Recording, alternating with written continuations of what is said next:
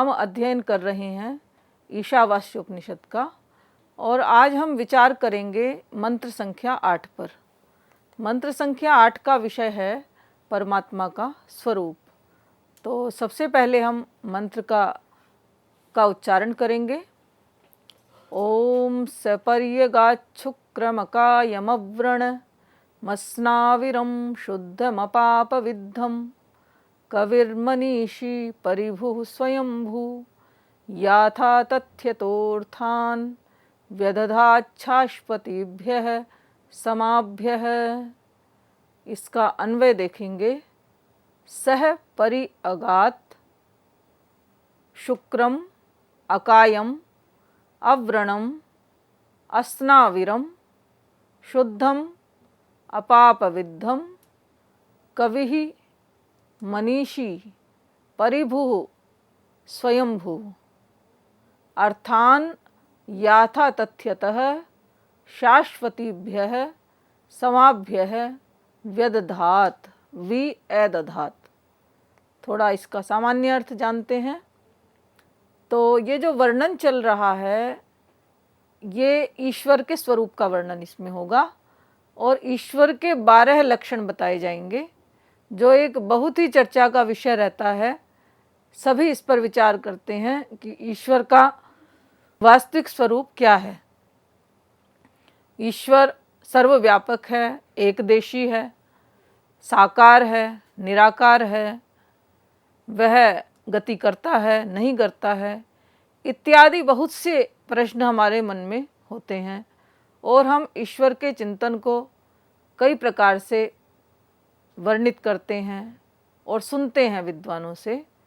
तो इस विषय में ईशावास्य उपनिषद क्या प्रतिपादन करना चाहती है और क्या उसमें वर्णन मिलता है, इसका बहुत ही सुंदर विवेचन यहाँ पर प्रस्तुत किया गया है। तो सबसे पहले कहा गया वह परमात्मा तत्व, और ये आत्मा वही तत्व है जिसको हम यहाँ जो आत्म तत्व बार बार कह कर के वर्णन किया जा रहा है, जिसको हम परमात्मा कहते हैं, ईश कहते हैं, प्रभु कहते हैं। तो ये उस परमात्मा का, ईश का ही वर्णन इस मंत्र में प्रतिपादित किया जा रहा है और उसके लक्षणों का ही वर्णन इसमें हमें किया जाएगा। इसका वर्णन हमें बार बार देखने को मिलेगा। तो उस ईश्वर का वर्णन हम देखते हैं। वह आत्म तत्व कैसा है? तो सबसे पहले कहा स परि अगात। वह आत्म सत्व परि यानी सर्वतो, सभी प्रकार से, सभी ओर से, अगात यानी पहुँचा हुआ है या व्याप्त है। वह परमात्मा सर्वव्याप्त है। तो सबसे पहला वचन तो ये कहा। उसके बाद कहा शुक्रम, वह परमात्मा तत्व शुक्र है। शुक्र से तात्पर्य ज्योति स्वरूप है, तेजस्वी है। शुक्र के और भी अर्थों पे मैं प्रकाश डालूंगी। और आगे कहा अशरीरी है। अकायम कहा है ना, तो अकायम से तात्पर्य उसका कोई शरीर नहीं है। और आगे कहा अव्रणम, उसमें किसी भी प्रकार का घाव नहीं होता है, उसको किसी भी प्रकार की क्षति या विक्षत नहीं होता है परमात्मा तत्व, तो वो घाव से रहित है। अस्नाविरम, अस्नाविरम का तात्पर्य होगा कि परमात्मा नस नाड़ियों से भी रहित है। ऐसा नहीं है कि वो हो सकता है उसका स्थूल शरीर जो दिखाई देता है वो न हो, नस नाड़ियों में सूक्ष्म रूप से विद्यमान हो, तो उसको भी निषेध कर दिया। कहा कि परमात्मा तत्व नस नाड़ियों से रहित है।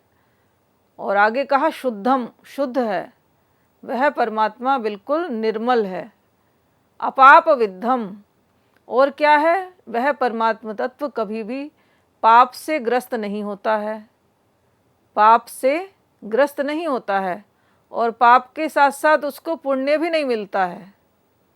वो तो जैसा है वैसा ही है, पाप और पुण्य का भागीदार नहीं होता है वह परमेश्वर। और इंद्रियों या काल आदि से अतिक्रांत को भी देख लेता है, इसलिए वो कैसा है? कवि है। परमात्म तत्व का एक विशेषण यहाँ पे दिया कि कवि ही, वो परमात्म तत्व कवि है। तो कवि का एक विशेष तात्पर्य यहाँ पर है, कविताएं करने वाले को ही हम कवि सोचते हैं, लेकिन अतिक्रांत को भी वो देखता है, भूत भविष्य वर्तमान का दृष्टा है। और आगे कहा मनीषी, मन को भी देखने वाला है। मन सब पर शासन करता है, किंतु मन के ऊपर भी शासन कौन करता है? वह परमात्मा मनीषा है, मनीषी है, मन के ऊपर शासन करने वाला है। और क्या है? परिभू, परि यानी सबसे ऊपर है, उससे ऊपर कोई भी शक्ति, कोई भी पदार्थ उसके ऊपर नहीं है, अर्थात सर्वेश्वर और अपनी ही सत्ता वाला है। तो अपने स्वरूप में स्थित रहने वाला है, उससे ऊपर कोई भी सत्ता नहीं है। और आगे कहा अर्थान याथा तथ्यतः स्वयंभू, स्वयंभू इसमें विशेषण आया परमात्म तत्व का। परमेश्वर कैसा है? स्वयंभू, अपने स्वरूप में ही रहने वाला है, उसको कोई बनाने वाला नहीं है। वो जैसा है वो स्वयं ही है, उसको किसी ने बनाया या उसका नाश या उत्पत्ति नहीं होती है।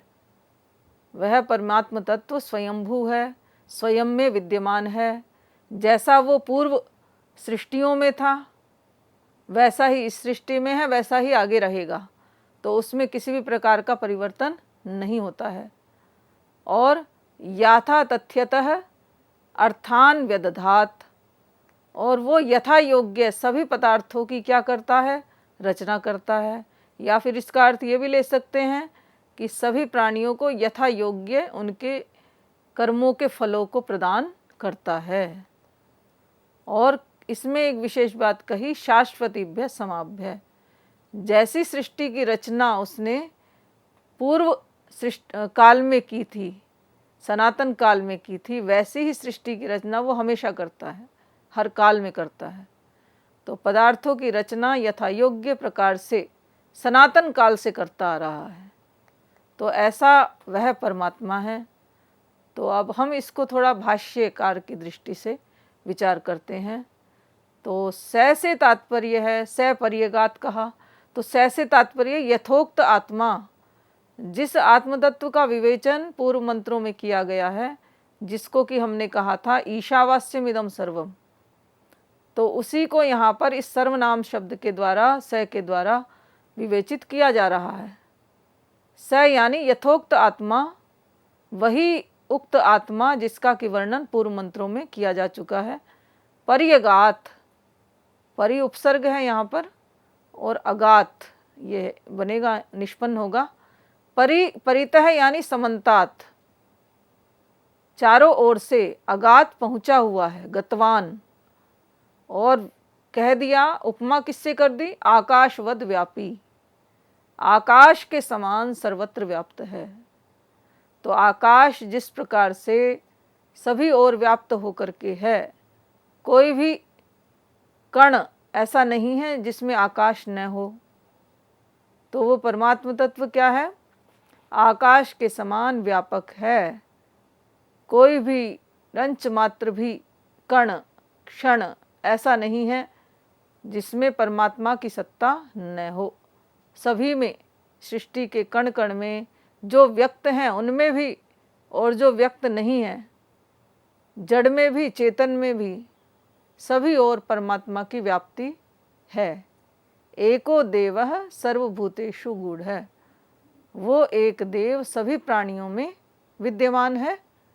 और कह दिया आकाशवद व्यापी, उसको टुकड़े टुकड़े नहीं किया जा सकता, विभाजित नहीं किया जा सकता, उसको परिच्छिन्न या सीमित नहीं किया जा सकता। तो वो तो सर्वदा व्यापक है और एक रस है, विस्तृत है, निरंतरता के साथ व्याप्त है, ऐसा इसका अर्थ समझना चाहिए। शुक्रम दूसरा लक्षण परमात्मा का किया। परमात्मा शुद्ध ज्योतिष्मत है, शुद्ध स्वरूप वाला है और दीप्तिमान है, उससे अधिक दीप्तिमान कोई भी नहीं है। तो दीप्ति कितनी प्रकार की होती है? या तेजस्विता या ज्योति किस प्रकार से प्रकाशित होती है। एक दीप्ति तो होती है जिस प्रकार से लाइट सूर्य चंद्र आदि के द्वारा, और दूसरी प्रकार की जो ज्योतिषमती होती है या दीप्ति होती है वो गुणों के कारण से होती है, ज्ञान के कारण से होती है। तो परमात्मा की सत्ता ये क्या है, परमात्मा का दर्शन करना है। परमात्मा तत्व है, इसका बोध हमें कैसे होता है, उसकी सृष्टि को देख करके, या फिर इस जड़ या चेतन संपूर्ण संसार में उसकी विद्यमानता को देखते हुए। और केवल संसार उत्पन्न कर दिया इतना ही नहीं है, अपितु इस संसार का परिपालन करना और यथा योग्य सभी कर्मों का प्राणियों को फल देना, इस सृष्टि का संचालन करना आदि जो सारी व्यवस्था है वो उस परमात्मा के अधीन है। तो यही क्या है, परमात्मा की दीप्ति है, परमात्मा की ज्योति है। तो शुक्रम का अर्थ शुद्ध भी है, ज्योतिष्मान भी है, दीप्तिमान भी है। और महर्षि दयानंद सरस्वती जी ने इसका अर्थ किया है शीघ्रकारी, अर्थात परमेश्वर शीघ्रकारी है, उससे त्वरित कुछ भी नहीं है। मन को सबसे अधिक वेगवान कहा जाता है इस संसार में, किंतु मन से भी अधिक वेगवान कौन है, हमने पिछले मंत्र में पढ़ा था, मनसो जभी, ऐसा कहा था ना। तो वो परमात्म तत्व मन से भी वेगवान है, शीघ्रकारी है। तो जहाँ कोई भी तीव्र वस्तु जा सकती है अपने सामर्थ्य को लांघ करके, उससे पहले ही परमात्म तत्व वहाँ पर विद्यमान होता है। तो शीघ्रकारिता ये भी है, और शीघ्रकारिता इस संसार को बहुत, जितना समय उसको बनाने में लगना चाहिए उतने समय में वो बनाता है, और जितने समय में प्राणियों को कर्मों का फल दिया जाना चाहिए उतने समय में वो परमात्मा तत्व उन कर्मों के फलों को उस समय में देता है। तो यही परमात्मा की शीघ्रकारिता है। ऐसा नहीं कि परमात्मा ने अपनी इच्छा व्यक्त की कि सृष्टि उत्पन्न हो जाए और सृष्टि उत्पन्न हो गई, ऐसा नहीं है। जिस काल में, जिस परिस्थिति में और जितने समय में इस सृष्टि को उत्पन्न होना चाहिए, या जिस इस सृष्टि का जो है प्रलय होना चाहिए, या फिर इस सृष्टि का परिपालन होना चाहिए, वो उतने समय में, निर्धारित समय में करता है। तो यही परमात्मा की शीघ्रकारिता है। तो महर्षि दयानंद के अर्थ पर भी हम विचार करें, देखें उसको भी। अकायम, आगे कहा कि परमात्मा की कोई काया नहीं है, शरीर नहीं है किसी भी प्रकार का। और शरीर से तात्पर्य यहाँ पर लिया है आचार्य शंकर ने लिंग शरीर वर्जित। परमात्मा कैसा है, इस लिंग शरीर से रहित है। लिंग शरीर से तात्पर्य क्या है, सूक्ष्म शरीर। हमारे शरीर को यदि देखें, केवल स्थूल शरीर ही जो हमें दिखाई दे रहा है वही नहीं है, इसके अतिरिक्त सूक्ष्म शरीर है और एक कारण शरीर भी होता है। तो अकायम को कहने का तात्पर्य क्या है कि परमेश्वर सूक्ष्म शरीर से वर्जित है, सूक्ष्म शरीर उस परमेश्वर का नहीं है। तो सूक्ष्म शरीर में कौन कौन से अवयव आते हैं, पंच ज्ञानेंद्रियां, पंच प्राण, मन, बुद्धि, चित्त, अहंकार आदि, ये सब सूक्ष्म शरीर का विषय है। और जो कर्णेंद्रियां, नेत्रेंद्रियां, ये सब स्थूल शरीर में आते हैं। किंतु लिंग शरीर की यदि बात करें तो उसमें पंच ज्ञानेंद्रियां, जिसमें कि घ्राण, त्वक इत्यादि हैं, और इसी प्रकार से पंच प्राण हैं, और पंच महाभूत, और मन, बुद्धि, चित्त, अहंकार आदि। तो इनका नाम ही क्या है, यहाँ पर लिंग शरीर है। तो ऐसा नहीं है कि परमेश्वर हमें दिखाई नहीं देता तो इसका मतलब उसका लिंग शरीर होगा। तो लिंग शरीर से भी परमेश्वर रहित है। और जैसा कि और भी उपनिषदों में इसके विषय में बहुत वर्णन मिलता है, परमेश्वर बिना पैर के चलता है और बिना हाथों के ग्रहण करता है और बिना रसनेन्द्रिय के चखता है। तो वर्णन मिलता है, अपाणि पादो जवनो ग्रहीता पश्यत्य चक्षु स शृणोत्य कर्णः। तो उसी प्रकार से जो है अकायम यहाँ पर सिद्ध होता है। आगे कहा अव्रणम। व्रण कहते हैं घाव को, और घाव से जो रहित है उसको ही कहा गया है अव्रणम। परमात्मा को कोई शरीर ही नहीं है तो उसमें घाव इत्यादि कैसे होगा। तो इस प्रकार यहाँ पर स्थूल शरीर का भी निषेध कर दिया। अकायम कह कर के लिंग शरीर का निषेध किया था, किंतु अब अव्रणम कह कर के जो है स्थूल शरीर का भी निषेध कर दिया। क्योंकि घाव या चोट कब होगी, जब हमारे पास स्थूल शरीर होगा, तभी ये सब स्थितियां आती हैं। क्षत विक्षत कब होते हैं, जब हमारे पास स्थूल शरीर होता है, त्वचा होती है, हाथ पैर होते हैं, तो तभी ये स्थिति आती है। तो इसलिए निषेध कर दिया अक्षतम, परमेश्वर घाव से रहित है, क्षति विक्षति से रहित है। और आगे एक सुंदर लक्षण किया अस्नाविरम। स्नावा शिरः। स्नावा किसको बोलते हैं, शिरा, यानी जितनी भी रसवाहिनियाँ हैं, नाड़ियाँ हैं, उनको ही कहा गया है स्नावा। और नए समास कर दिया अस्नाविरम, अर्थात परमेश्वर सभी प्रकार की नस नाड़ियों से भी रहित है। तो कुछ संशय इसमें हो सकता है कि हो सकता है परमेश्वर का स्थूल शरीर न हो, रस वाहिनियों में जिस प्रकार से वायु प्रवाहित होती है तो उस प्रकार से परमात्मा तत्व विद्यमान हो। तो उसका पूरी तरह से निषेध कर दिया कि नहीं, उस परमेश्वर की कोई शिरा नहीं है, कोई रसवाहिनी नाड़ी नहीं है। तो इसलिए उस परमेश्वर में हमें कैसा ज्ञान करना चाहिए कि परमेश्वर स्थूल शरीर से भी रहित है और परमेश्वर सूक्ष्म शरीर से भी रहित है। तो इसी को इन्होंने और दृढ़ कर दिया। अस्नाविरम इति अव्रणम अस्नाविरम इति आभ्याम स्थूल शरीर प्रतिषेध है। अव्रणम कह करके और अस्नाविरम कह करके परमात्मा के स्थूल शरीर का भी निषेध इसमें हो गया। आगे एक और लक्षण करते हैं शुद्धम। परमात्मा कैसा है, शुद्ध है, बिल्कुल निर्मल है, स्वच्छ जल के समान एकदम निर्मल है। और मलिनता कितनी प्रकार से हो सकती है, तो मलिनता यदि हम देखें तो एक मलिनता होती है शारीरिक मलिनता, वस्त्रों की मलिनता।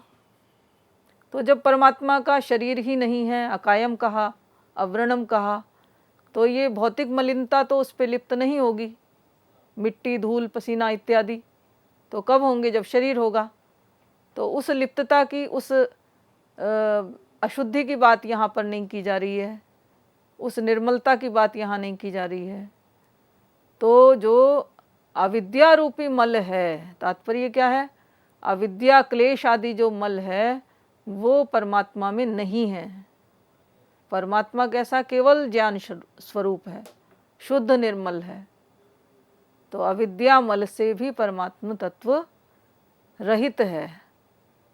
तो ये कह करके जो है कहा कारण शरीर प्रतिषेध है, कारण शरीर का भी निषेध कर दिया। तो परमात्मा में न तो स्थूल शरीर है, न ही सूक्ष्म शरीर है, और न ही कारण शरीर है। तो इस प्रकार से तीनों शरीरों का क्या कर दिया, प्रतिषेध कर दिया। तो कोई भी भ्रम हमें ईश्वर के विषय में नहीं पालना चाहिए कि परमात्मा जो है किसी समय में विशेष ज्ञान वाला होता होगा और किसी समय में अज्ञानी होता होगा। और अविद्या जो है क्या है, कारण शरीर कैसे है, क्योंकि जितना भी संसार का आवागमन है, चक्र है, वो किसके कारण से होता है, वो अविद्या के कारण से ही होता है। और ज्ञान जो है उससे पवित्र कुछ है नहीं। तो परमेश्वर के लिए क्या कहा गया, शुद्धम निर्मलम। और शुद्ध और निर्मल किस दृष्टि से है, वो ज्ञान की दृष्टि से सबसे शुद्ध है। नहीं ज्ञाने न सदृशम पवित्रम इह विद्यते। तो ज्ञान से पवित्र कुछ है नहीं, तो अविद्या उससे विपरीत हो गई। तो अविद्या ही जननी है, सब क्लेशों का मूल क्या है, अविद्या है, ये बताने का प्रयास इसमें कर रहे हैं। और वही कारण शरीर है। इस अविद्या के कारण से ही जाति, आयु और भोग की प्राप्ति होती है। सति मूले तद्विपाको जात्यायुर्भोगः, ऐसा योग दर्शन का सूत्र मिलता है। तो मूल में क्या है? हमें कर्मों के परिणाम के रूप में जो मिलता है, दुख मिलता है या जाति मिलती है, जन्म मिलता है, आयु मिलती है, तो उसका मूल क्या है? अविद्या है। तो इस प्रकार से तीनों शरीरों का निषेध करके आगे कहा गया है अपाप विद्धम। परमात्म तत्व पापों से रहित है, कभी भी पाप से लिप्त नहीं होता है, कभी भी पाप से बिंधता नहीं है, पाप लिप्त नहीं होते हैं उसमें। और साथ में इसको भाष्यकार ने कह दिया धर्माधर्मादि, धर्म और अधर्मादि पाप वर्जितम। केवल पाप से ही नहीं, वो पुण्य से भी ग्रस्त नहीं होता है। पाप और पुण्य का विवेक तो तब करना चाहिए ना जब कुछ परिणाम उसमें आए। तो परमात्मा तो अपरिणामी है, जैसा उसका स्वरूप है वैसा ही सदा बना रहता है। तो धर्माधर्म की प्राप्ति उस परमात्मा को नहीं होती है। तो धर्म या अधर्म, पाप या पुण्य, इन सब से रहित वह परमात्मा तत्व है। आगे कहा कवि, वो आत्मा क्रांतदर्शी है। कवि अर्थात क्रांतदर्शी है। ये जो कवि शब्द है, इसमें धातु मिलती है कुवि ज्ञाने, जो सबको जानता है उसको कहा जाता है कवि। इसलिए एक अर्थ किया सर्वदृक्, सब कुछ देखने वाला। तो जो सबको जानने वाला है, सबका दर्शन करने वाला है, वही सर्वदृक् हो सकता है। तो क्रांतदर्शी का विशेष अभिप्राय लिया जाता है भूत, भविष्यत और वर्तमान को देखने वाला, जो हम अपनी इंद्रियों से नहीं देख सकते हैं और अतीन्द्रिय ज्ञान प्राप्त करके भी हम नहीं देख सकते हैं। तो उसको भी परमात्मा तत्व क्या करता है? देखता है। भूत का भी उसको पता है, भविष्यत का भी उसको पता रहेगा, और वर्तमान का भी वो क्या है? दृष्टा है। तो सर्वदृक् इस भाव से उसको कहा जा सकता है। नान्यतो अतो अस्ति, किंतु इसको देखने वाला कोई नहीं है। आज तक कोई ऐसा नहीं हुआ कि जो परमात्मा को देख ले। किंतु ये परमात्मा हमारे सभी चेष्टाओं की, सभी गतियों की और सभी मन में उठने वाले जो भाव हैं, राग द्वेष आदि, इनकी स्थिति को जान लेता है। तो हमारे अंतःकरण की जो मलिनताएं हैं उनको भी, दोषों को भी, गुणों को भी, पाप को भी, पुण्य को भी, छिपकर किए हुए कार्य को भी, सबके सामने किए हुए कार्य को भी। तो कोई भी स्थान ऐसा नहीं है, कोई भी वस्तु ऐसी नहीं है जिसमें परमात्मा का प्रकाश न हो। इसलिए उसको कहा गया है सर्वदृक्, सभी को देख रहा है, सभी चेष्टाओं को, सभी गतिविधियों को, एक समय में सभी प्राणियों की वो देख रहा है। और आगे कहा उसके लिए मनीषी, परमेश्वर कैसा है? मन से ईशिता, अर्थात मन पर शासन करने वाला है। मन जिसके द्वारा शासित होता है वो कौन है? मनीषी होता है। मन सब पर शासन करता है, क्योंकि पूर्व मंत्रों में भी विचार हुआ था कि मन जो है सबसे अधिक वेगवान है, लेकिन उस मन पर भी जो है शासन करने वाला कौन है? वो परमात्मा तत्व है। या फिर मनीषी किसको बोलते हैं? मन से ईशिता, अपने मन को वश में करने वाला। हम बोल देते हैं, मनीषी बोल देते हैं ऐसे व्यक्तियों को, लेकिन मनीषी से तात्पर्य है सबके मनों को वश में करने वाला, किसी एक के मन को वश में करने वाला नहीं है। वो सभी के मन को वश में करने वाला है। और क्या कहा? सर्वज्ञ, ईश्वर है। मन का एक और अर्थ यहाँ पे दे दिया कि वह परमात्मा तत्व सर्वज्ञ है। तो मनीषी का सर्वज्ञ अर्थ कैसे निकाला? तो इसमें जब हम धातु पाठ में धातु देखते हैं तो ईश धातु के तीन अर्थ हमें दिखाई देते हैं, गति, हिंसा और दर्शन। ईश धातु के तीन अर्थ होते हैं, गति, हिंसा, दर्शनेशु। तो यहाँ पे दर्शन अर्थ को अभिप्रेत करके सर्वज्ञ अर्थ को निकाला जा सकता है। तो सबके मन को जानने वाला, ये अभिप्राय है। हमारा मन किस समय में क्या सोच रहा है, इस सब का दृष्टा कौन है?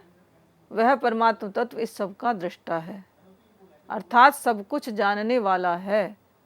और इसी कारण से उसको कहा जाता ईश्वर, सब पर शासन करने वाला, अपने ऐश्वर्य से विद्यमान रहने वाला। तो परमात्म तत्व सबके मन को जानता है, इसलिए उसको कहा गया सर्वज्ञ, मन से ईशिता। आगे भी कुछ लक्षण इसमें आए हैं परमात्मा के, तो इन अग्रिम जो लक्षणों पर विचार हम अग्रिम कक्षा में करेंगे।